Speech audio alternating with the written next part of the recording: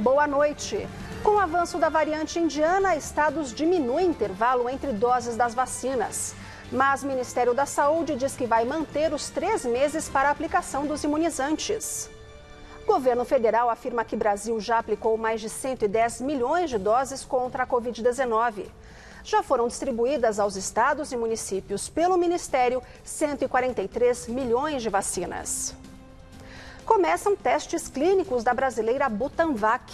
Início da pesquisa foi autorizado pela Anvisa e a aplicação do imunizante em humanos deve começar nos próximos dias. Datafolha revela que Bolsonaro perderia a eleição em todos os cenários no ano que vem. E presidente xinga ministro do STF, presidente do TSE e volta a ameaçar que pode não haver votação em 2022. Ministério Público Federal cita a corrupção pela primeira vez em investigação sobre vacina indiana. A CPI, técnico relata erros em notas fiscais da Covaxin. E você vai ver essas e outras notícias no Jornal da Gazeta, que começa agora.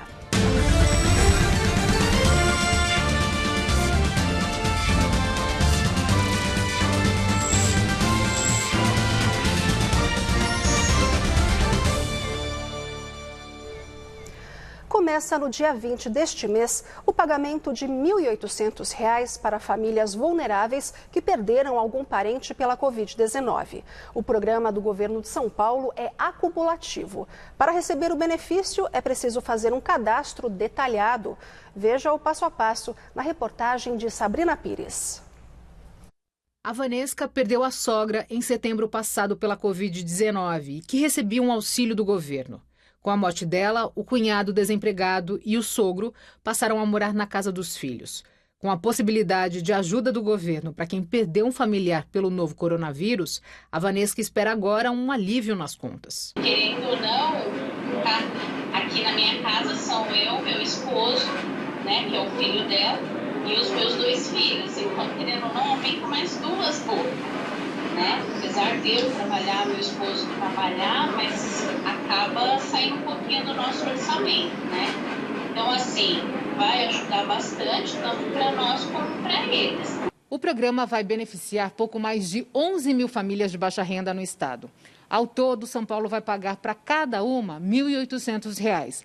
O valor será dividido em 6 parcelas de R$ 300 por mês entre julho e dezembro desse ano. O primeiro pagamento já está programado para o dia 20 desse mês. A quantia refere-se a cada parente perdido. Se mais de uma pessoa da mesma família tiver sido vítima da doença, o benefício será acumulativo.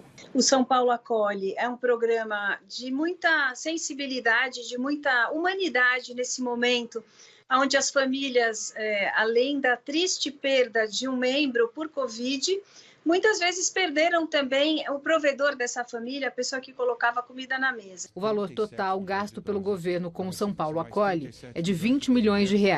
Para receber, é preciso fazer um cadastro no site bolsadopovo.sp.gov.br. Só pode receber o recurso quem perdeu algum parente vítima da Covid-19. Pode ser mãe, pai, avós, filhos ou outra pessoa do núcleo familiar. O benefício só será para lares que recebem até 3 salários mínimos por mês. Não é preciso nenhum comprovante, apenas o NIS, o número de identificação social. Para quem não tem acesso à internet e tem maior dificuldade, basta procurar os CRAS, que são os Centros de Referência da Assistência Social, onde as assistentes sociais certamente prestarão todo o atendimento a essa família e todo o apoio também para o acesso ao portal. Em São Paulo, começaram hoje os testes clínicos da vacina brasileira Butanvac. O início da pesquisa foi autorizado pela Anvisa e a aplicação em humanos deve ser feita nos próximos dias.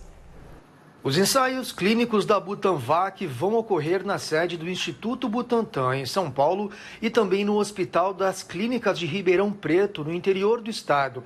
Hoje foi feita a triagem do grupo de voluntários, um procedimento que antecede a aplicação de imunizante ou de doses de placebo, o que deve acontecer nos próximos dias. Esta fase, chamada de pesquisa clínica 1 e 2, será dividida em 3 etapas, A, B e C. A etapa A vai envolver 418 voluntários selecionados para avaliar a segurança e a quantidade ideal da dose a ser aplicada.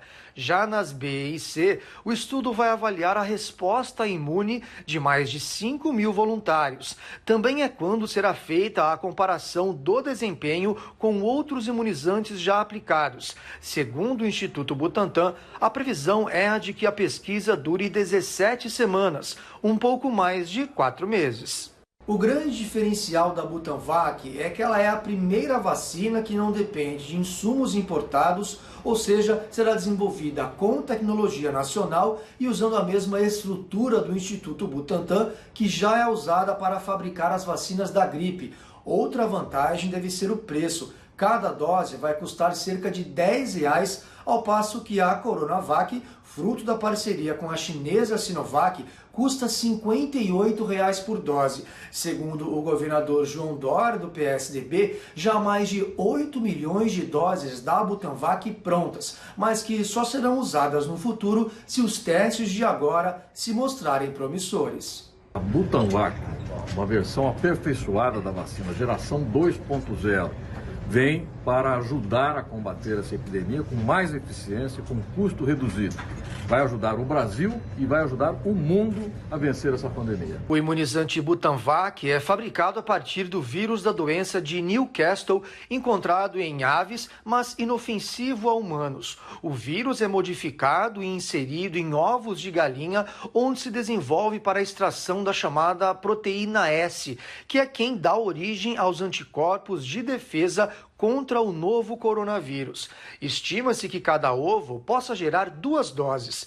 Para ser aprovada pela Anvisa, a Butanvac precisa ter eficácia mínima consolidada de 50%, como determinado pela Organização Mundial de Saúde. E por causa da variante Delta de origem indiana, ao menos 5 estados já reduziram o intervalo entre as doses da vacina AstraZeneca. Atualmente, o Ministério da Saúde recomenda 12 semanas, ou seja, 3 meses para a aplicação da AstraZeneca. No Brasil, o imunizante é produzido pela Fiocruz em parceria com a Universidade de Oxford. E diante do avanço da cepa indiana, ao menos 5 estados encurtaram este prazo para ampliar a proteção da população contra a variante Delta do novo coronavírus. O Acre mudou o intervalo para 45 dias. Pernambuco e Ceará para 60, o Espírito Santo e o Piauí para 70 dias. O estado de São Paulo também estuda antecipar, mas por enquanto disse que depende de aval da Anvisa. O Ministério da Saúde disse que acompanha o debate, mas por hora mantém o prazo de 12 semanas. A Delta tem se tornado a cepa dominante no mundo, segundo a Organização Mundial da Saúde. Hoje, a mutação Gama, que teve origem em Manaus, é a dominante no país. Mas no último mês foram confirmados casos da Delta, e inclusive na cidade de São Paulo e em cidades do Rio de Janeiro. A cepa já fez vítimas fatais no Brasil. Uma mulher grávida de 42 anos que havia viajado do Japão para Apucarana, no Paraná, morreu em 18 de abril. Já no dia 24 de junho, o Ministério da Saúde confirmou que um homem de 54 anos, tripulante de uma embarcação que está em quarentena na costa do Maranhão, morreu devido à variante indiana. Em um estudo publicado na revista científica Nature, mostra que a cepa é parcialmente resistente a alguns tipos de anticorpos, mas que 2 doses da vacina da Pfizer ou da AstraZeneca Oxford são capazes de neutralizá-la. Esta semana, o diretor do Instituto Butantan, Dimas Covas, afirmou que a Coronavac apresentou bons resultados contra a variante Delta em testes realizados em laboratório, mas ainda faltam dados populacionais sobre a proteção da vacina em relação à variante originária na Índia. Na semana passada, Johnson & Johnson anunciou em nota oficial que a vacina Janssen protege contra a cepa Delta por até 8 meses. O imunizante é administrado em dose única. E de acordo com o Ministério da Saúde, mais de 110 milhões de doses de vacinas contra a Covid-19 já foram aplicadas no Brasil. Isso significa que mais da metade da população vacinável já recebeu pelo menos uma dose de imunizante.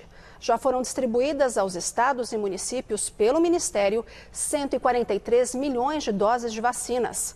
De acordo com o governo, esse montante possibilita a imunização de 100% dos grupos prioritários da campanha, com pelo menos uma dose da vacina. Em Brasília, a CPI da Covid-19 segue na análise do contrato de aquisição da Covaxin pelo Ministério da Saúde. Hoje foi ouvido um consultor técnico subordinado ao servidor Luiz Ricardo Miranda, que alegou pressões atípicas para liberar a vacina. William Amorim Santana indicou uma série de erros em documentos de compra do imunizante indiano. A reportagem é do nosso correspondente em Brasília, Afonso Marangoni. William Amorim Santana esclareceu no começo da sessão que não é servidor da saúde, e sim um consultor ligado à Organização Pan-Americana da Saúde. Ele atua no Ministério e é subordinado a Luiz Ricardo Miranda, chefe da divisão de importação. Luiz Ricardo é irmão do deputado Luiz Miranda, do DEM, e os dois foram os responsáveis por denunciar o caso da Covaxin. William Santana disse que o papel dele se restringe a analisar a invoice, uma espécie de nota fiscal, além de solicitar a abertura da licença de importação. Ele reforçou que a primeira invoice recebida da Precisa Medicamentos, intermediária da vacina no Brasil, tinha uma série de erros. Questionado, disse que não é comum receber o documento com o número de inconsistências que foram identificadas neste caso. Não na quantidade de erros que foram apresentados, mas é comum a gente receber invoice e pedir para serem corrigidas. Só que essa apresentava muito mais erros do que a média normal. De acordo com ele, no primeiro invoice, a quantidade de vacinas era menor do que a prevista. O nome do ministério estava errado. Não estava indicado em qual aeroporto a carga chegaria e não havia informações sobre o peso bruto ou líquido, nem do número do lote. Além disso, ele reforçou os 2 pontos que chamam mais a atenção dos senadores desde que o caso veio à tona. A empresa indicada para receber o pagamento, a Madison Biotech, com sede em Singapura, não era a mesma do contrato e o pagamento deveria ser antecipado, contrariando o acertado inicialmente. No depoimento, William Santana se mostrou nervoso em alguns momentos e foi elogiado pela senadora Simone Tebet, do MDB. Foi o senhor que em todos os momentos, no segundo e terceiro invoice, mostrou não só que falavam em pagamento antecipado, como também na segunda invoice, queriam, além do que iriam superfaturar no paraíso fiscal, queriam embutir na conta do povo brasileiro do Ministério da Saúde quase $1 milhão, 5 milhões de reais em frete seguro, que não é de responsabilidade nossa, do fisco brasileiro, mas é a responsabilidade de quem estava fornecendo as vacinas. William Santana disse que a primeira invoice foi recebida por ele em 18 de março e que encaminhou o documento para a área de fiscalização. Depois de ter recebido a concordância da servidora Regina Célia, pediu para que a empresa fizesse a correção. Foram 2 outras versões da invoice, em que a maioria dos erros, inclusive os mais graves, foram corrigidos, mas algumas inconsistências permaneceram. O senador Marcos Rogério, do DEM, da base do governo, destacou que a empresa não se negou a corrigir os documentos. Você sentiu naquele momento que havia uma intenção deliberada para se manter, por exemplo, vou falar dos campos, a questão do pagamento antecipado. Houve resistência, houve argumentação, não vamos fazer, vamos... Não, ela até mandou um e-mail dizendo que era um erro, que ela notou esse erro, já pediu para corrigir, mas não foi corrigido. Olha isso, Brasil, vai vendo. Mas na terceira invoice veio corrigido. Questionado, William Santana disse que Luiz Ricardo relatou que estava sofrendo uma pressão atípica para liberar o imunizante por superiores, como Alex Leal Marinho, coordenador do departamento de Luiz Ricardo. Ele comentou, mas como as minhas atribuições, as minhas atividades são muito focadas, o meu dia é muito corrido, eu sempre procurei focar no meu trabalho. Que tipo de pressão ele comentou com o senhor? Quem é que estava fazendo pressão nele? Era para liberar mais rápido? Não, eu tentei não entrar no mérito da questão. Ele apenas comentou que estava sendo cobrado, mas que eu seguisse o processo. E o Ministério Público Federal citou a suspeita de crime de corrupção na compra da vacina Covaxin. Em documentos, procuradores pedem ao governo da Índia acesso aos contratos e correspondências entre o Brasil e o laboratório Bharat BioNTech, responsável pelo imunizante. E a repórter Sabrina Pires traz os detalhes ao vivo, direto da redação do Jornal da Gazeta. Boa noite, Sabrina. Olha, o que ficou claro dessa vez é que foi a primeira vez que o Ministério Público Federal falou em suspeita de corrupção no governo Bolsonaro. Nesse documento enviado à Índia, os procuradores então pedem acesso aos contratos e também aos diálogos do governo brasileiro com a fabricante dessa vacina Covaxin, que está aí no centro das investigações da CPI da Covid-19. Os procuradores investigam também indícios de superfaturamento e ainda uma falta de fiscalização do risco nesses contratos. A Precisa Medicamentos, que é a intermediária desse contrato aqui no Brasil, permanece negando qualquer irregularidade. Voltamos ao estúdio. Obrigada, Sabrina. O presidente Jair Bolsonaro xingou o ministro do STF, o presidente do TSE, Luiz Barroso, e voltou a repetir a ameaça de que pode não haver eleição em 2022. O chefe do executivo caracterizou como desculpa esfarrapada a alegação de Barroso de que a cédula impressa pode ferir o sigilo de voto. Bolsonaro é crítico da urna eletrônica e, embaixo nas pesquisas, tem feito ataques sem provas ao sistema eleitoral. Daí veio o Barroso com a história esfarrapada dele, entre outras, né? Dizer que o voto em papel, se o João for votar lá no interior lá do Ceará, e engripou a maquininha. Pode engripar, sim. E daí o mesário vai lá e vai ver que o João votou em tais candidatos. Isso desqualifica as eleições, porque fere o sigilo do voto. É uma resposta de um imbecil. Eu lamento falar isso de uma autoridade suprema do Tribunal Federal. Só um idiota para fazer isso aí. O que está em jogo, pessoal, é o nosso futuro e a nossa vida. Não pode um homem querer decidir o futuro do Brasil na fraude. Segundo o presidente, os institutos de pesquisas participariam de uma fraude ao lado do TSE para beneficiar Lula. Daí vem os institutos de pesquisas fraudados também, botando ali o 9 dedos lá em cima. Para quê? Para ser confirmado com o voto fraudado no TSE. Já tá certo quem vai ser presidente ano que vem. Já está certo quem vai ser. Como está aí? A gente vai deixar entregar isso? Ontem, durante a tradicional live, Bolsonaro afirmou que não vai responder o pedido de explicações da cúpula da CPI. Os senadores querem saber se ele citou o líder do governo em conversa sobre suposta compra irregular de vacina. Eu não vou entrar em detalhes sobre essa CPI aí do Renan Calheiros e Omar Aziz, que dispensa comentários, né? E não vou responder nada para esses caras.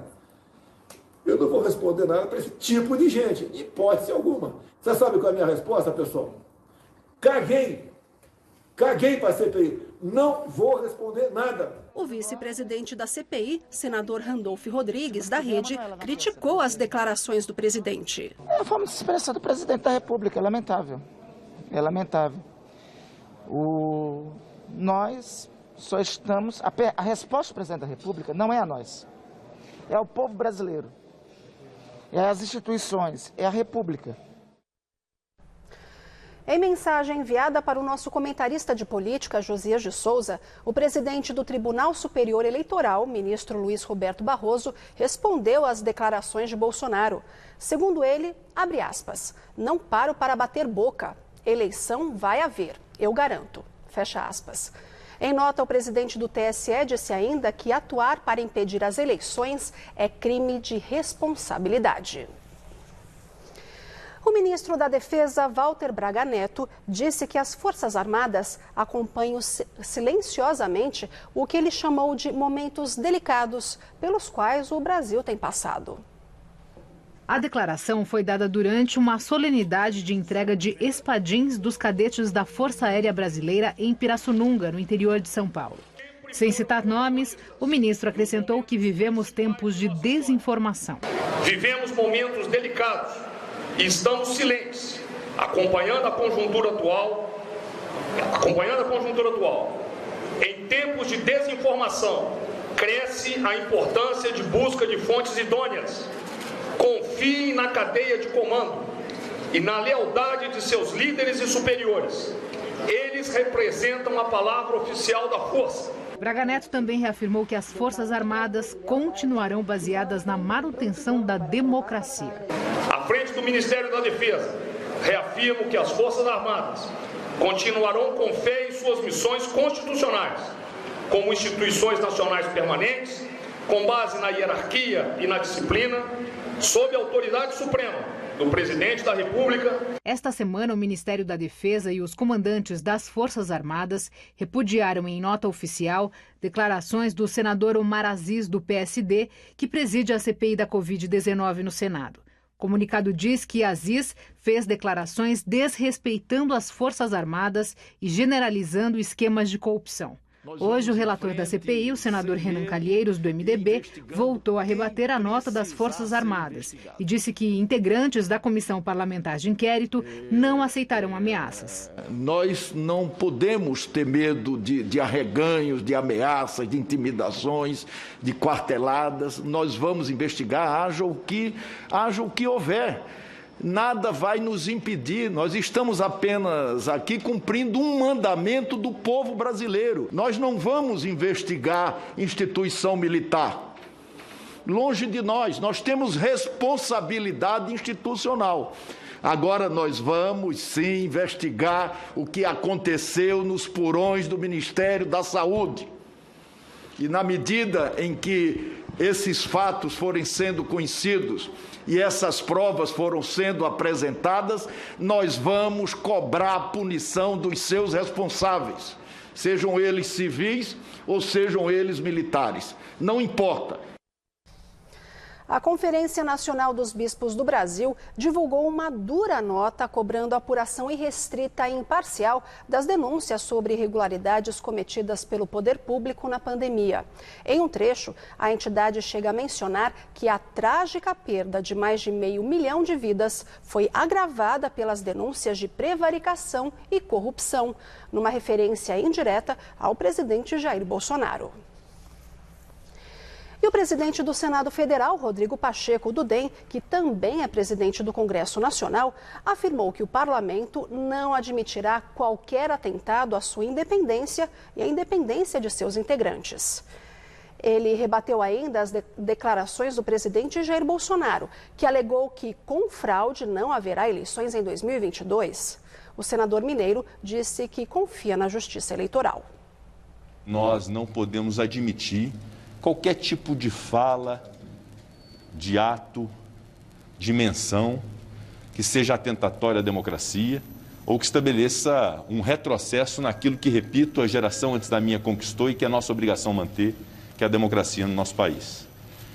Portanto, tudo quanto houver de especulações em relação a algum retrocesso à democracia, como a frustração das eleições próximas, vindouras do ano de 2022, é algo com o que o Congresso Nacional, além de não concordar, repudia evidentemente. A democracia está consolidada no nosso país e a forma de escolha dos representantes políticos também igualmente preservada no nosso país, sem risco algum de que haja retrocesso em relação ao Estado Democrático de Direito. Todo aquele que pretender algum retrocesso ao Estado Democrático de Direito esteja certo, que será apontado pelo povo brasileiro e pela história como inimigo da nação e como alguém privado de algo muito importante para os brasileiros e para o Brasil, que é o patriotismo. O Datafolha divulgou hoje os índices de intenção de voto para o primeiro turno da eleição presidencial de 2022. O ex-presidente Lula lidera a disputa. O petista aparece com 46%, Jair Bolsonaro, sem partido, com 25%, Ciro Gomes, do PDT, com 8%, João Dória, do PSDB, com 5%, Luiz Henrique Mandetta, do DEM, com 4%. Em branco, nulo ou nenhum, 10%. E não sabe, 2%. Num outro cenário, sem Dória e com o nome do governador do Rio Grande do Sul, Eduardo Leite, os números ficam assim. Lula tem 46%, Jair Bolsonaro, 25%. Ciro Gomes, do PDT, com 9%. Luiz Henrique Mandetta, 5%. Eduardo Leite, do PSDB, 3%. Em branco, nulo ou nenhum, 10%. E não sabe, 2%. O Datafolha mostra ainda que o presidente Bolsonaro perderia a disputa em todos os cenários no segundo turno. Na comparação contra Lula, o petista venceria por 58-31. Contra Ciro Gomes, o ex-ministro aparece com 50%, enquanto Bolsonaro com 34%. Se o páreo fosse com Dória, o tucano teria 46% e o presidente 35%. Vamos agora ao comentário de Josias de Souza, que fala direto de Brasília. A perspectiva de fracasso subiu à cabeça de Bolsonaro. O presidente parece conspirar a favor do próprio impeachment. Atravessou a semana ameaçando a democracia, xingando autoridades de outros poderes e desafiando a lógica. Disse e reafirmou que não aceitará o resultado das eleições de 2022 se perder a disputa no atual sistema de urnas eletrônicas. Declarou várias vezes que sem o voto impresso não haverá eleições no ano que vem. Ao perceber que o presidente da República tenta enquadrar o país na sua moldura de desespero e desequilíbrio, os outros poderes decidiram finalmente reagir. Presidente do Senado e do Congresso Nacional, o senador Rodrigo Pacheco disse que será apontado pelo povo brasileiro e pela história como inimigo da nação qualquer um que queira impor retrocesso ao Estado democrático de direito. Afirmou que cabe ao Legislativo decidir se haverá ou não voto impresso. Chamado de imbecil e idiota por Bolsonaro, o presidente do Tribunal Superior Eleitoral, ministro Luiz Roberto Barroso, declarou que a tentativa de barrar a eleição configura crime de responsabilidade. Pacheco e Barroso defenderam a confiabilidade das urnas atacadas por Bolsonaro. Depois de perder a pose e o asfalto, Bolsonaro perdeu o pouco que lhe restava de discurso quando a CPI da Covid migrou da investigação do negacionismo anticientífico para a apuração de corrupção no Ministério da Saúde. Arthur Lira, presidente da Câmara, e Augusto Aras, procurador-geral da República, mantêm a disposição de blindar o mandato de Bolsonaro, mas ainda não inventaram blindagem para a falta de juízo. 11 partidos políticos, incluindo legendas que apoiam o governo, anunciaram a intenção de votar contra a proposta que prevê a impressão do voto. Parece óbvio que, juntas, as manifestações desses partidos e as reações de autoridades de outros poderes soam como uma espécie de basta para Bolsonaro. Mas o presidente esbarra no óbvio, tropeça no óbvio e continua flertando com a insensatez, sem desconfiar de que o óbvio é o óbvio.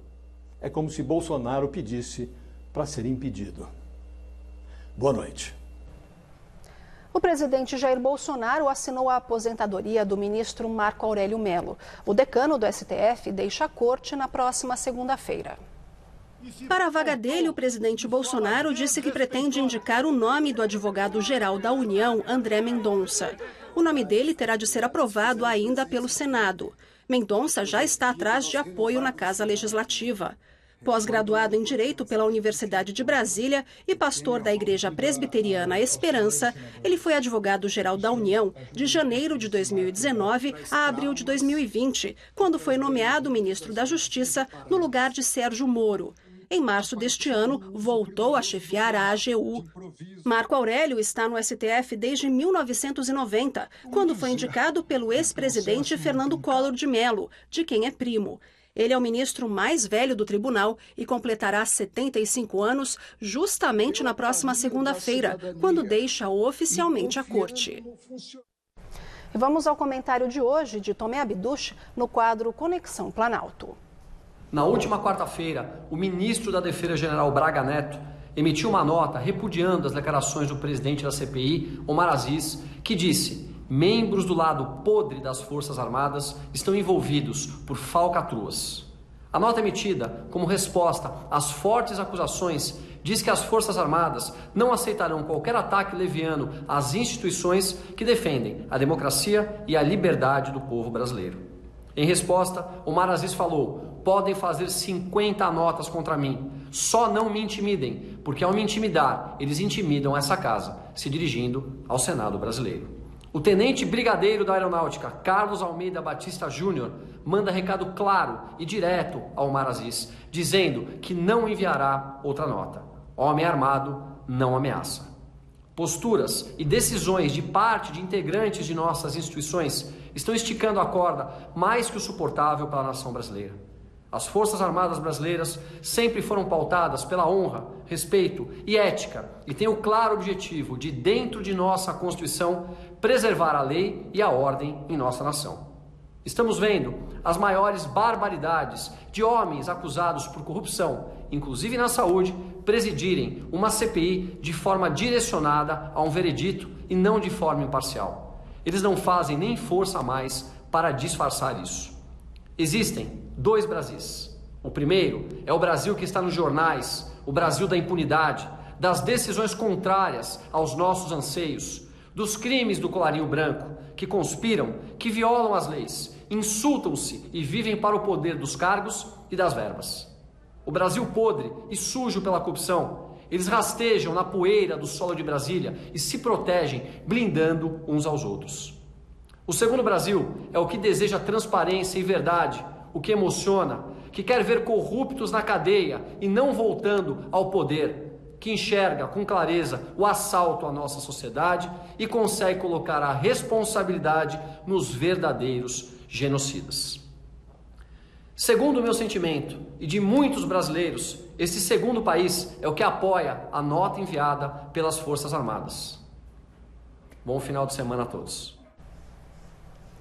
No mercado financeiro, o dólar comercial fechou o dia com leve queda de 0,37%, cotado a R$ 5,23 na venda. Já o Ibovespa da Bolsa de Valores B3 fechou o dia em queda de 1,25% aos 125.428 pontos. E agora o comentário de economia com Denise Campos de Toledo. A reforma tributária, que tem sido alvo de muita polêmica, sempre esteve entre as pautas prioritárias para a reestruturação da economia. Uma simplificação do sistema já poderia fazer muita diferença para as empresas. Nem se pensava numa queda mesmo da carga de impostos, dada a situação das contas públicas. A simplificação poderia vir das propostas que estavam em tramitação na Câmara e no Senado, que previam a fusão de impostos federais com o ICMS e o ISS. Uma comissão mista unificou as duas versões e, mesmo com críticas de setores que alegavam um possível aumento da carga, como serviços, se imaginava que a conversa fosse caminhar nesse sentido, mas foi atropelada pela ideia de um fatiamento, que teve como primeira etapa a proposta de fusão de PIS/COFINS. Até aí nada muito diferente, apenas mais modesta. Só que veio a segunda fatia e o governo conseguiu quase uma unanimidade contrária. O aumento da isenção do IR para pessoas físicas, tendo como contrapartida a taxação de 20% sobre os lucros e dividendos e o fim da possibilidade de dedução dos chamados juros sobre capital próprio, foi vista como uma medida populista que aumenta muito a carga para as empresas, mesmo que haja corte do IR. Diante de críticas pesadas do empresariado, do mercado financeiro, de especialistas na área e do posicionamento de vários partidos contra as mudanças, o ministro Guedes agora fala em retirar as maldades. O deputado Celso Sabino, do PSDB, relator da matéria, foi além, falando em diminuir a carga, mediante ajustes orçamentários e fim de isenções e benefícios pontuais. Se a ideia era aumentar a popularidade, a opção foi das piores, até porque a diferença na tributação dos trabalhadores vai ser muito pequena. É aguardar o avanço dos trabalhos. Também ficou a ideia de uma tentativa de reforçar a receita para bancar despesas com a ampliação do Bolsa Família. O parecer pode ser apresentado já na próxima terça. A sensação dominante, por enquanto, é que, se for para ser assim, melhor jogar a reforma lá para frente. Luciana? Lembrando que a Denise volta logo mais para a entrevista do dia, hoje com o Rodrigo Prando, cientista político da Universidade Presbiteriana Mackenzie, sobre os últimos acontecimentos em torno da CPI da Covid-19, o balanço da semana política e as pesquisas de popularidade. E veja a seguir, a OMS declara que ainda não é possível saber se uma dose de reforço da vacina contra a Covid-19 é indicada. A gente volta já já.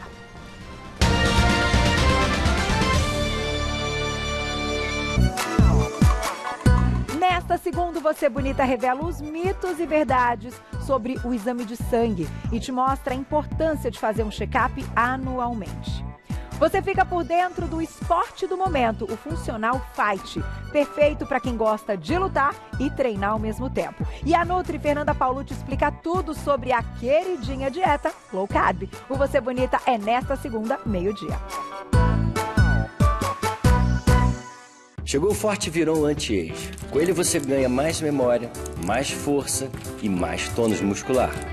E ainda traz aquela sensação gostosa de voltar no tempo, como se você nunca deixasse de ser jovem. Forte Viron Anti-Age. Contém ativos naturais que auxiliam no combate ao envelhecimento, renovando o organismo. Forte Viron Anti-Age. Você melhora a cada dia. Forte Viron Anti-Age é um medicamento. Seu uso pode trazer riscos. Procure o médico e o farmacêutico. Leia a bula.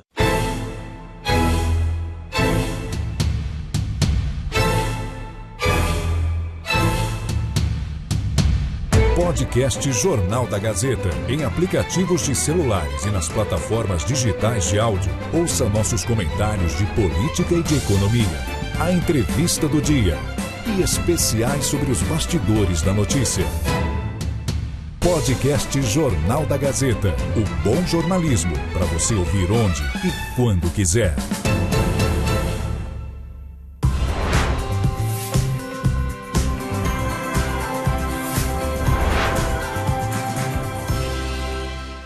Você sempre quis escolher uma profissão que fosse também um modo de expressar aquilo em que você acredita. Estudar comunicação é dar voz às suas ideias. É seguir uma carreira que pode ter muitas rotas, muitas possibilidades. Pode ser sobre contar a história enquanto ela acontece. Sobre inspirar e conectar pessoas. Sobre criar o conteúdo que o mundo compartilha. Comunicação é mais do que uma escolha. Comunicação está em todas as suas escolhas. Escolha a Casper. Saiba mais em casperlibero.edu.br. Para deixar a sua segunda mais prática, a chefe Silvia Branconaro faz o cardápio inteiro no micro. Aprenda o preparo de sobrecoxa ao molho de chocolate, acompanhada com farofa de ovo. E para sobremesa, pudim de pão. Cozinha Amiga. Nesta segunda, 1h30 da tarde.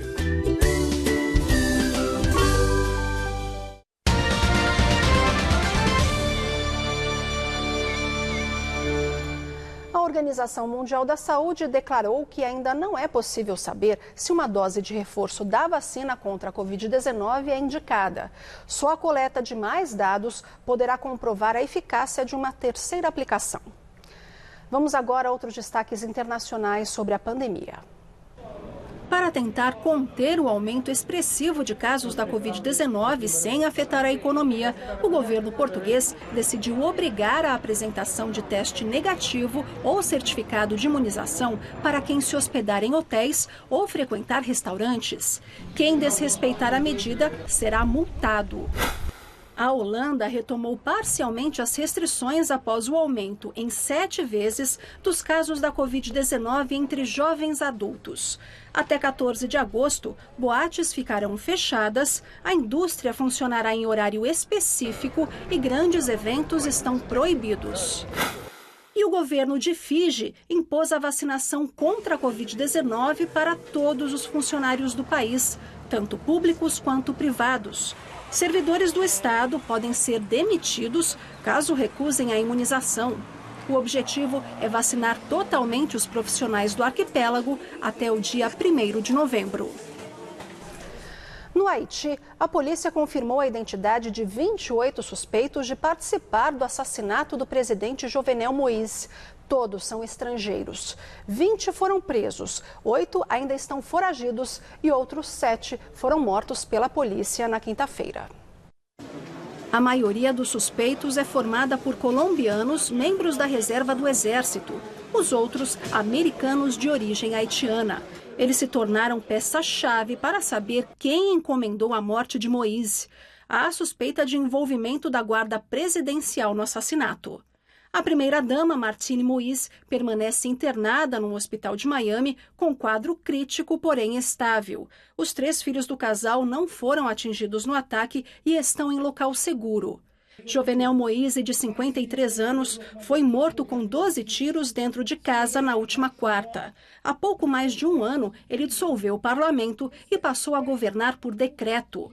Moïse propunha uma polêmica reforma na Constituição, que, segundo seus opositores, lhe traria mais poder. O Haiti continua em estado de sítio, governado pelo primeiro-ministro interino. Sexta-feira, dia da nossa agenda cultural. Um festival de grafite dá cor e voz a artistas urbanos e promove um passeio ao ar livre em um marco da capital paulista, o Museu do Ipiranga. A reabertura deve acontecer só em 2022, mas é possível ficar de olho no andamento do projeto arquitetônico. Quem traz todos os detalhes dessa e outras dicas é o Felipe Vidal.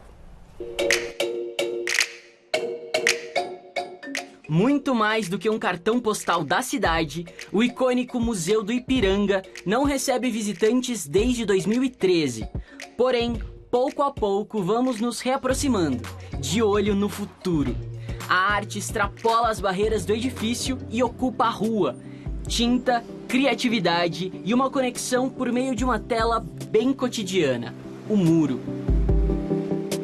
Pensando no que está lá dentro e no que está aqui fora, pintar o tapume é um encontro, né? Um encontro de mundos, assim. Um encontro de mundos e de pessoas.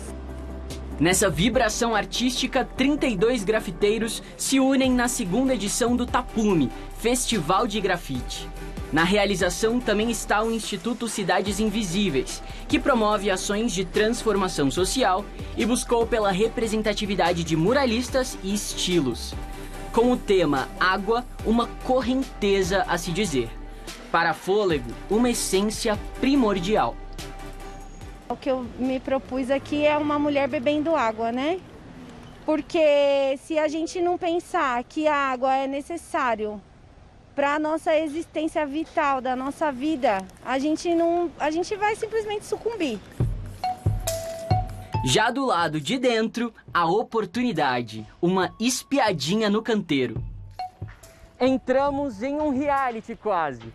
O Observatório da Obra traz detalhes do processo de restauração e ampliação, com direito a vídeos, fotografias e, claro, um mirante para a gente acompanhar tudo bem de pertinho. O acervo acompanha o histórico da instalação e ainda traz em audiovisual um diário e exemplares arquitetônicos. A visitação segue hora marcada e protocolos. Acesse museudoipiranga2022.org.br e tenha todos os detalhes do prédio mais vigiado de São Paulo. Nas artes cênicas, Bicicleta de Papel ilumina o palco do Teatro Sérgio Cardoso. O encontro na virada do milênio, 31 de dezembro de 2000, que ultrapassa conflitos e evoca esperança em dias melhores.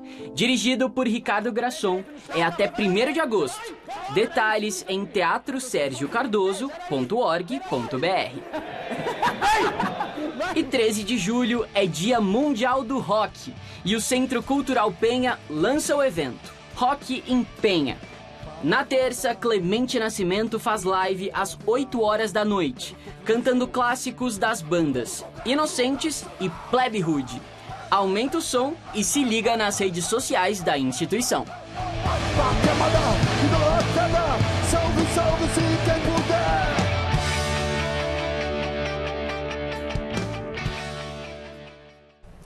E será que o tempo fica bom para todos esses passeios sugeridos pelo Felipe Vidal? Vamos conferir então na previsão do tempo com a Fernanda Azevedo, que já está por aqui. Boa noite, Fê. Bem, hoje fez bastante sol aqui em São Paulo, mas mesmo assim não deixou de fazer frio, né? Boa noite para você também, Lu. É verdade, de manhã fez 11 graus com sensação térmica de 9 por causa do vento.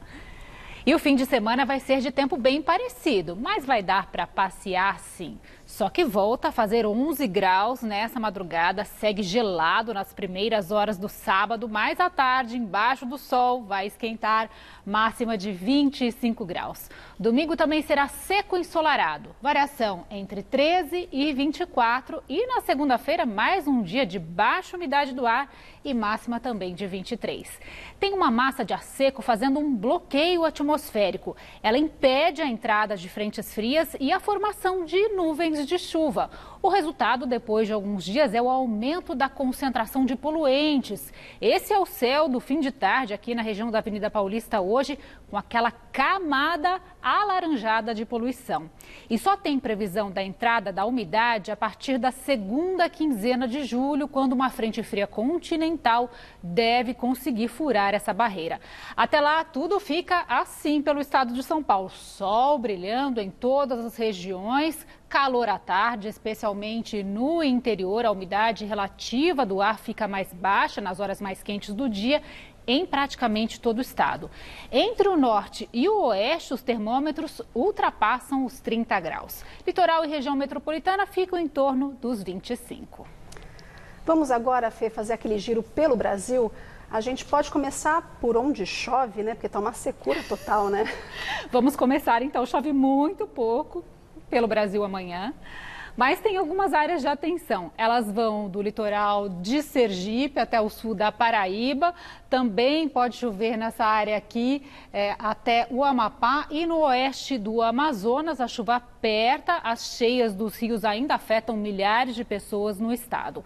Amanhã tem alerta para ar muito seco, entre 12% e 20%. Nessa área aqui que vai do Paraná até o norte de Minas Gerais. Também até o sul do Mato Grosso e todo o estado de São Paulo. A umidade entre 12% e 20% é muito baixo, o nível é de alerta mesmo. O aceitável, segundo a Organização Mundial de Saúde, para a nossa saúde é acima de 60%, então todo cuidado é pouco, Lu. Ainda mais para quem sofre de doenças respiratórias, alergias, o que é muito comum, inclusive aqui em São Paulo, né? Isso aí. O inverno é tempo de muitos cuidados. Bem, obrigada, Fernanda, pelas informações. Ótimo fim de semana para você. Para você também.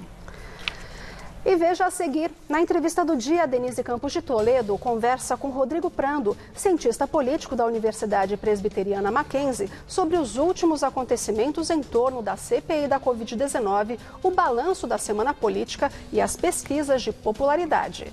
A gente volta já.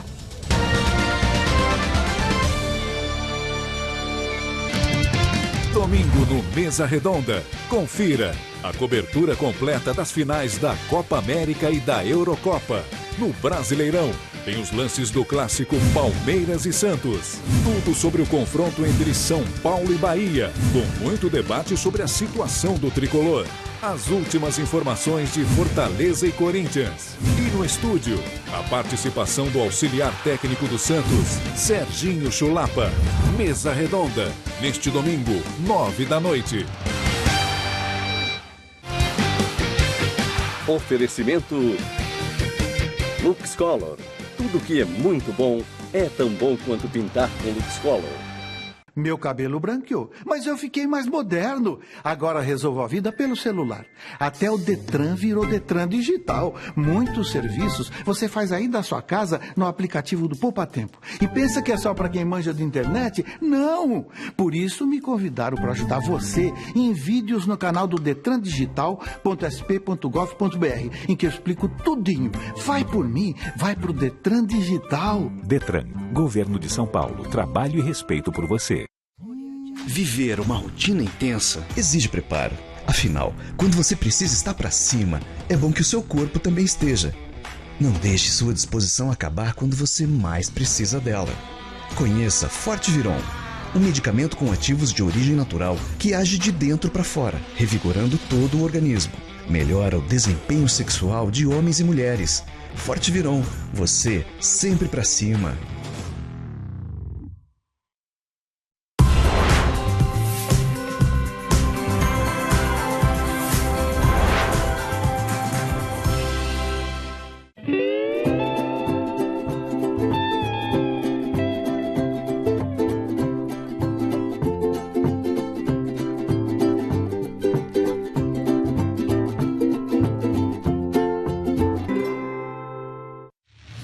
Muito mais completo, muito mais dinâmico, muito mais atualizado.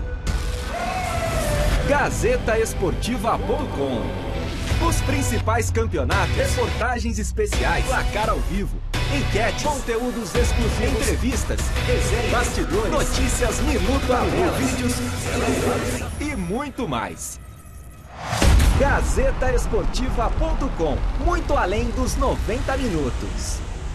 Nos dias de hoje, você se sente seguro? Descubra como proteger os seus bens e manter a tranquilidade da sua família no Programa Seguro, todo domingo, 8h30 da noite.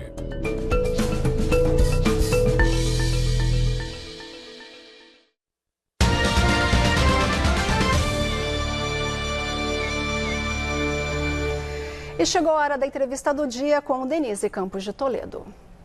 E vamos falar agora sobre os últimos acontecimentos em torno da CPI da Covid, balanço da semana política e as pesquisas de popularidade. Eu converso com o Rodrigo Prando, que é cientista político da Universidade Presbiteriana Mackenzie. Rodrigo Prando, boa noite. Boa noite, Denise. Um prazer falar contigo. Bom, vamos falar primeiro da CPI, né, que tem mobilizado as atenções com desdobramentos, teve decretação de prisão, depois saída, novas... meios aí de investigação, né? Nós tivemos um desvio aí do foco original, inicial, e agora toda essa discussão em relação às negociações com a Covaxin. Você vê a possibilidade de algum desdobramento jurídico, que é muito o que se questiona, né? Críticas o presidente Bolsonaro vem recebendo, mas você acha que pode ter algum desdobramento maior? Pode ter, até porque a CPI tem uma consultoria de juristas. Então, nós sabemos que existe um conjunto de juristas que estão ajudando na composição do relatório. Então, além de tudo, o próprio Senado tem uma equipe de advogados, de conhecedores da lei, da legislação, que estão ajudando a produzir esse relatório. Agora, na sua colocação inicial, né, Denise, tanto a questão da CPI liga-se também, inclusive, à questão das pesquisas de popularidade. A CPI politicamente tem produzido um desgaste, tem levado o presidente Bolsonaro a ficar muito nervoso, né? O presidente sente-se acuado e, de certa maneira, com medo do que pode acontecer até 2022. E o presidente não respondeu até agora aquela afirmação dos irmãos Miranda, né, de Luiz Miranda, de que ele teria citado o nome do líder do governo, que é o deputado Ricardo Barros, e ele não responde isso, né?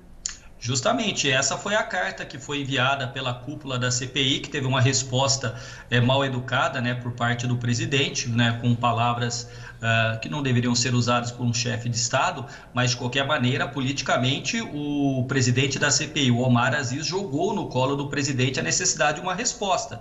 E o presidente disse que não vai dar essa resposta, e a gente imagina que ele não dê essa resposta, porque dar a resposta seria se fragilizar, se autofragilizar. Então, sem dúvida nenhuma, até mesmo a prisão, Denise, que juridicamente me parecia muito fraca, até porque no final do dia, já à noite, pagando fiança, o depoente foi solto, mas ela gerou um fato político, fato esse que se concretiza naquela carta dos comandantes das Forças Armadas, que gerou de novo um sentimento aí de desgaste institucional e de insegurança em relação aos rumos da democracia brasileira. Agora, o presidente Bolsonaro fala em um complô, não é, que começaria com a CPI, com a conivência dos institutos de pesquisa que tem apontado a queda da popularidade dele, da avaliação, inclusive, de governo, junto com o Tribunal Eleitoral, que vai contra aquela mudança na urna eletrônica, com um voto auditável, e ele disse que nessas condições as eleições podem não ocorrer, que ele não vai ser derrotado dessa forma. Denise, o bolsonarismo, ele se caracteriza por uma faceta que é o presidencialismo de confrontação. Nós tivemos o presidencialismo de coalizão, o presidencialismo de cooptação, tão característico de um período do lulopetismo, e o Bolsonaro inaugura a confrontação como método de governo. Agora, confrontar os atores políticos, as instituições, a própria democracia tem um preço. O Bolsonaro, cada vez que os outros poderes colocavam para ele limites, né, enfim, cada poder, o executivo, o legislativo e o judiciário, tem a possibilidade de frear, né, e exercer aí uma forma de moderação com relação ao outro poder. O presidente dobrava a aposta. E aí a lógica do presidente Bolsonaro e deste bolsonarismo mais forte que dá o apoio a ele, 15% destes bolsonaristas que o apoiam, está assentado em alguns pilares: fake news, negacionismo, teorias da conspiração e pós-verdade. Então, a teoria da conspiração de um grande complô não é algo criado pelo Bolsonaro. O Trump também, a exaustão, levou isso à mídia nos Estados Unidos e tivemos aquele triste episódio da invasão do Capitólio. Então, não é de se desconsiderar que essa narrativa perdurará até 2022 e numa possível derrota do presidente, que pode acontecer pelo estágio de deterioração do seu governo, essa tese ganha força, ao menos entre os bolsonaristas mais radicais. Eu queria saber se você acha que essa deterioração da popularidade dele pode ser contínua, irreversível, e na medida em que ele cai, sobe a aprovação, a intenção de voto em Lula, o que parecia muito improvável pouco tempo atrás. Mas tem uma fatia razoável aí do eleitorado que não quer nenhum nem outro. E essa fatia daria suporte a uma terceira via? Você conta com essa possibilidade? Então, duas questões. A primeira, se é irreversível o fato de estar se deteriorando. Não, não é reversível. Se ele der algum sinal de governar efetivamente, de construir mais pontes do que muros, de parar de confrontar, se ele conseguir dar um planejamento ao Ministério da Saúde, aos seus ministros, um norte a seguir, apontar um rumo, se o presidente efetivamente exercer a liderança que lhe cabe no cargo de presidente da República, tendo dinheiro, a retomada da economia, a vacinação, ele pode reverter. Mas para isso depende essencialmente de sua liderança. É uma opção política e, tendo esta opção política, ele precisa liderar o seu governo na busca de um norte, de um rumo. Então essa é a primeira parte. Segundo, sem dúvida nenhuma que há o espaço para uma terceira via. Até o momento, Denise, as pesquisas são fotografias. A fotografia hoje, ela é francamente favorável ao ex-presidente Lula e ao presidente Bolsonaro. Os dois são aqueles que apresentam, nesse momento, musculatura eleitoral. Agora, a política é uma construção cotidiana. Então, uma terceira via pode, sim,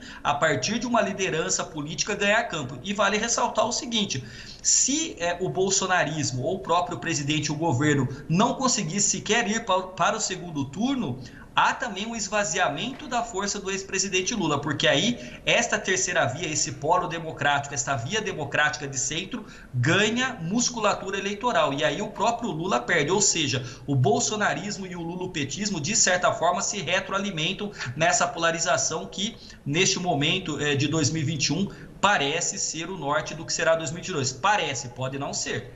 Sem um dos dois se tiraria de cena aquela questão do antivoto, né?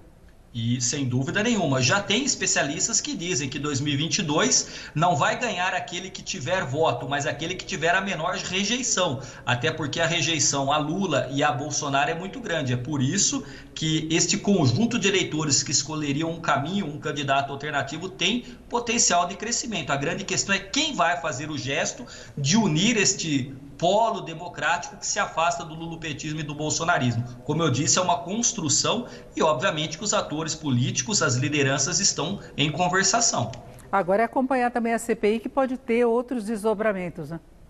Pode ter outros desdobramentos. Enfim, a CPI ela pode levar a caracterização de crimes comuns e também de crimes de responsabilidade, gerando um relatório que caracterize crime de responsabilidade, aí dá ensejo a um processo de impeachment. E aí tem um fator, Denise, que até o momento a pandemia ela tem uma relação junto ao governo positiva e negativa. Positiva porque, com todo o desastre da condução da crise sanitária, as ruas não estavam ocupadas. Agora isso já começa a mudar. Então, de certa forma, a pandemia, que deteriorou a popularidade e a aprovação do governo, também o protegeu, porque as ruas não estavam ocupadas. Então, o humor político, e o próprio ex-presidente Michel Temer disse que povo na rua mexe com político e pode prejudicar ainda mais o presidente Bolsonaro. Ouvimos Rodrigo Prando, que é cientista político pela Universidade Presbiteriana Mackenzie. Rodrigo, muito obrigada, uma boa noite para você. Boa noite para você, para todos aí no estúdio, para a equipe técnica e para os que acompanham a TV Gazeta. Com você, Lúcia. E o Jornal da Gazeta termina aqui. Nós voltaremos segunda-feira às 19 horas. Uma ótima noite para você, um bom fim de semana e até lá.